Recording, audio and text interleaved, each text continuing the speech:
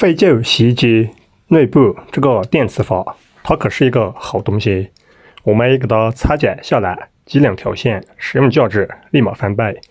首先固定4颗螺丝，给它拆下来，然后进行给它分解。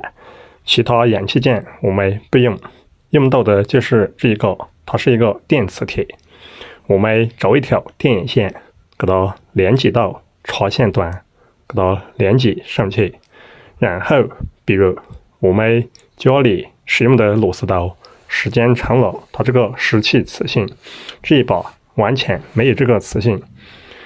给它这个电磁阀，就是电磁铁，先放入螺丝刀，插上电源插座，插电断电，插电断电，用这个方法反复就是4到5次，给它这个螺丝刀上磁，看一下，轻松就给这个螺丝刀上磁了。